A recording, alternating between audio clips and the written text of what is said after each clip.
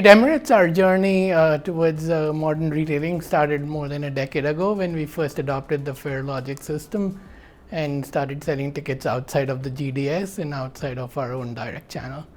In 2020, we launched the NDC gateway and we exited full content agreement from the GDSs, and that was a big step forward on the retailing journey. I would say the first major milestone of modern airline retailing as it's now defined in the industry.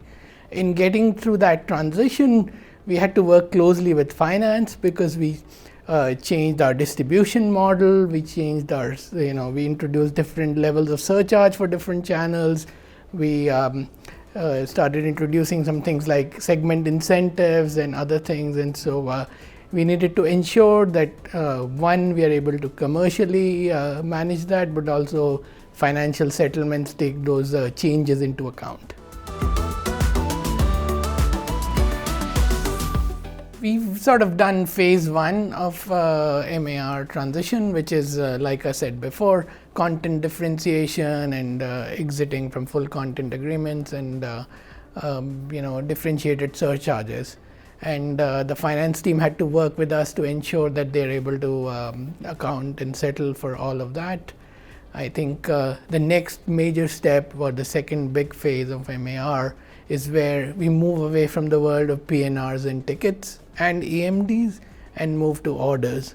And I think when finance was launching their new revenue accounting system project, there was a joint commitment between us and finance that the new accounting system will also take requirements for being able to settle with one order and order management, and that was a big step for collaboration.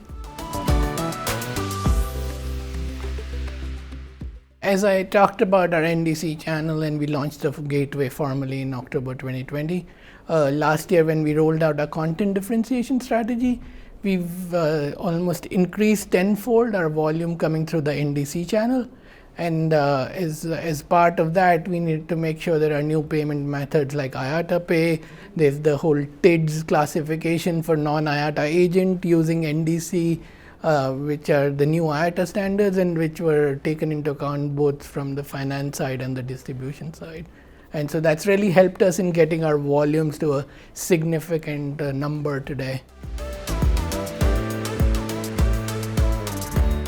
What we are seeking through modern airline retailing is simplification. It's shedding of legacy and moving away. So if we sell to a family of 4 tickets today, along with some excess baggage and some paid seats, you can imagine it's 4 passengers times 4 coupons, and then EMDs for excess baggage and EMDs for paid seats. So it's almost like 16 independent financial document as opposed to being a single order. And I think that's the single biggest bang for the buck in the next phase of retailing, is converting this into a more simplified retail order. It is a long journey, but it's a critical transformation and one that you cannot look away or hope away. The industry is moving in that direction definitively. The long journey has many small steps, so do not be afraid of how do I start on this long journey, but start taking the first steps. There are many transition pathways. Not everyone has to follow the exact same roadmap to go from A to B. And so there's enough learnings in the industry and through IATA Consortium where you can pick up your transition pathway, where you can break up the long journey into smaller manageable projects with tangible value along the way, and that's how you need to approach it. If you do not do that, you may be 5 years from now in a position where you're not able to sell your seats through other airline partners because you've stayed behind in the legacy world, or that you lose more and more share to indirect channels which do modern retailing and you still stay in the legacy world.